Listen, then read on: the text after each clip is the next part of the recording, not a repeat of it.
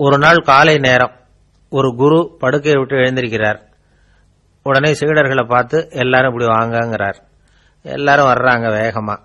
என்னங்க வேணும் உங்களுக்கு அப்படிங்கிற மாதிரி எல்லாரும் குருவை பார்த்தாங்க பயபக்தியோட. குரு அந்த சீடர்களை பார்த்து, இதை பாருங்க, இப்ப நான் ஒரு சிக்கலான விவகாரத்தில் மாட்டிக்கிட்டு இருக்கிறேன், அதை நீங்க தீர்த்து வச்சா நல்லதுன்னார். சீடர்களுக்கு ஒன்றும் புரியல. என்ன இது இவர் இப்படி சொல்றாரு? நமக்குள்ள எல்லா விவகாரங்களையும் தீர்த்து வைக்கிறவர் நம்ம குருநாதர், அவருடைய விவகாரத்தை நாம தீர்த்து வைக்கிறதா? ஆச்சரியமா இருக்குதே, குருநாதருக்கே சிக்கலா அப்படின்னு யோசனை பண்ண ஆரம்பிச்சாங்க. இருந்தாலும் ரொம்ப பணிவா கேட்டாங்க, சுவாமி உங்களுக்கே சிக்கலா? இந்த உலகத்து சிக்கல்களுக்கும் சிரமங்களுக்கும் அப்பாற்பட்டவர் அல்லவா தாங்கள், அப்படிப்பட்ட உங்களுக்கு சிக்கல்னா அது எப்படி அப்படின்னாங்க. எனக்கு ஏற்பட்டிருக்கிற சிக்கல் அவ்வளவு பெருசு, ரொம்ப பெரிய விவகாரம் அது அப்படின்னார் குரு. கொஞ்சம் விவரமா சொல்லுங்க அப்படின்னாங்க இவங்க. இப்ப அந்த குரு விவரத்தை சொன்னார். அதாவது நேற்று ராத்திரி நான் ஒரு கனவு கண்டேன். அந்த கனவுல நான் ஒரு பட்டாம்பூச்சியா மாறிட்டேன். அப்படி மாறி ஒவ்வொரு மலரா பறந்து போய் உட்காந்து தேன் சாப்பிட்டேன் அப்படின்னார். சீடர்கள் இதை கேட்டதும் ரொம்ப திகைச்சு போயிட்டாங்க. என்ன இது ஒரு பெரிய பிரச்சனையா? ஒரு சாதாரண கனவு கண்டதுக்காகவா இந்த காலை வேளையில நம்மளை எல்லாம் குருநாதர் இவ்வளவு அவசரமா கூப்பிட்டுருக்கார் அப்படின்னு நினைச்சாங்க. இருந்தாலும் கேட்டாங்க, இதுல என்ன சிக்கல் சுவாமி? கனவுங்கிறது எல்லாருக்கும் வரத்தானே செய்யும் அப்படின்னார் ஒரு சீடர். சீடர்களே, பிரச்சனை அது இல்ல. நான் இன்னைக்கு காலையில கண்ணு முழிச்சு பார்த்தப்போ நான் நானாக மறுபடியும் மாறிட்டேங்கிறத தெரிஞ்சுக்கிட்டேன். இதுல சிக்கல் என்னன்னா, இப்ப அந்த பட்டாம்பூச்சி தான் நானா ஆயிட்டதாக கனவு கண்டுகிட்டு இருக்கா அப்படிங்கிறது தான். ஒரு மனுஷன் பட்டாம்பூச்சி ஆகிறதாக கனவு காண முடியுங்கிறப்போ அந்த பட்டாம்பூச்சியும் மனுஷனா ஆகிறதாக கனவு காண முடியும் இல்லையா? இப்ப எனக்கு யதார்த்த நிலை தெரியணும், எது நிஜம்னு தெரியணும். நேத்து ராத்திரி நான் கண்டது கனவா, அல்லது இது பட்டாம்பூச்சி கண்டுகிட்டு இருக்கிற கனவா? இதுதான் குரு கேட்ட கேள்வி. இதை கேட்டதும் சீடர்கள் ரொம்ப குழம்பி போயிட்டாங்க. சுவாமி, இதுவரைக்கும் நாங்க தூங்குறப்ப பாக்கிறது கனவுன்னும் மூழ்கிட்டு இருக்கிறப்ப பாக்கிறது நனவுன்னு நம்பிட்டு இருக்கிறோம். இப்ப எங்களை ரொம்ப குழப்பிட்டீங்க, இதுக்கு பதில் சொல்ல எங்களுக்கு சக்தி இல்லை அப்படின்னு சொல்லிவிட்டாங்களாம்.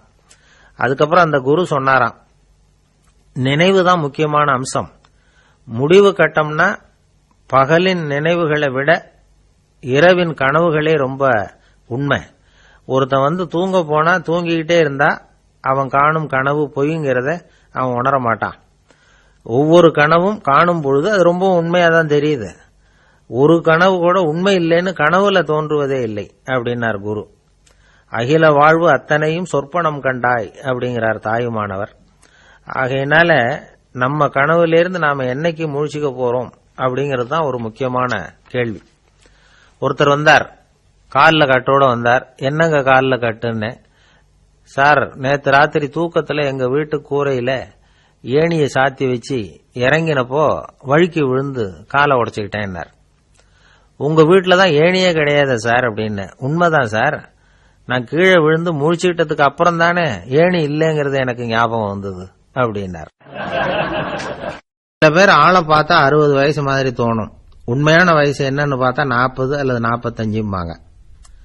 சில பேரை பார்க்கறதுக்கு 45 மாதிரி தெரியும், உண்மையிலேயே 65 தாண்டி இருப்பாங்க. ஒரு மனிதனுக்கு 2 வகையான வயது உண்டுங்கிறார் ஓஷோ. அதாவது உடம்புக்குன்னு ஒரு வயசு, மனசுக்குன்னு ஒரு வயசு. முதல் உலக மகாயுத்தம் நடந்தது இல்லையா, அது முடிஞ்சதுக்கு அப்புறம் முதல் தடவையா மனிதனின் மூளை வளர்ச்சியை பத்தி மனநல வைத்தியர்கள் ஒரு கணக்கெடுப்பு சோதனை நடத்தினாங்களாம். அது வரைக்கும் மனிதனுக்கு 2 வகையான வயது உண்டுன்னு யாரும் சிந்திச்சதே இல்லையா.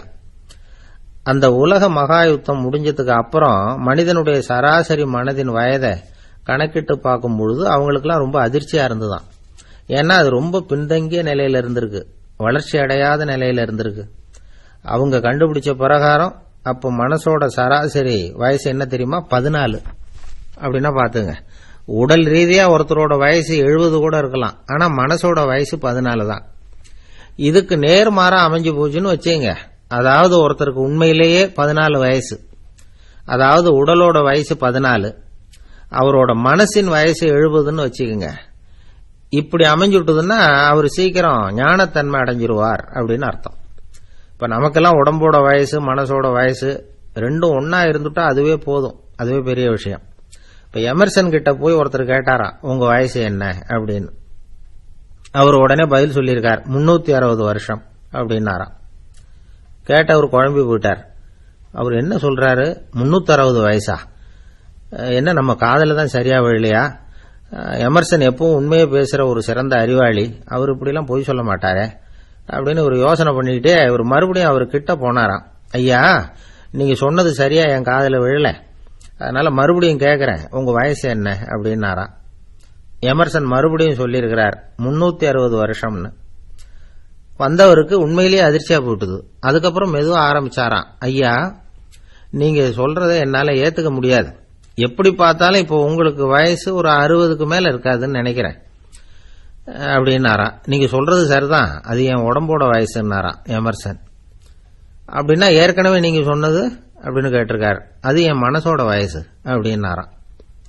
நம்மளை பொறுத்த வரைக்கும் அறிவு தூசு படிஞ்சிருக்கு, அது மாதிரியே அன்பும் மாசுபட்டிருக்கு. இது ரெண்டையும் சுத்தம் பண்ண வேண்டியிருக்குது. அப்பதான் நாம சரியான வயசுல வாழ முடியும். ஒரு ஆசாமி இருக்கிறார், அவருக்கு உடம்போட வயசு அதிகம், மனசோட வயசு ரொம்ப குறைச்சல், குழந்தை மாதிரி. அவர் ஒரு ஆஸ்பத்திரியில படுத்திருக்கிறார். நர்சம்மா எல்லாருக்கும் மருந்து கொடுத்துட்டு போறாங்க. கொஞ்ச நேரம் கழிச்சு திரும்பி வந்தாங்க. அப்ப இவர் அந்த அம்மாவை கூப்பிட்டு சொல்றார், இத பாருங்க சிஸ்டர், நீங்க எல்லாருக்கும் சின்ன சின்ன மாத்திரையா கொடுத்துட்டு எனக்கு மட்டும் நீளமான மாத்திரையா கொடுத்துட்டீங்க. முழுங்கறதுக்கு ரொம்ப கஷ்டமா போச்சு. இனிமே எனக்கும் சின்ன மாத்திரையா கொடுங்க சிஸ்டர் அப்படின்னாராம். அந்த அம்மா உடனே அதிர்ச்சியாகி தலையில அடிச்சுக்கிட்டாங்களாம். நான் கஷ்டப்பட்டு மாத்திரையை முழுங்கினத்துக்கு நீங்க ஏமா தலையில தட்டிக்கிறீங்க அப்படின்னு கேட்டிருக்காரு இவர். இதுக்கு அவங்க சொல்லியிருக்கிறாங்க, நான் உங்களுக்கு கொடுத்துட்டு போனது மாத்திரை இல்லைங்க, அது தெர்மாமீட்டர் அப்படின்னாங்களாம்.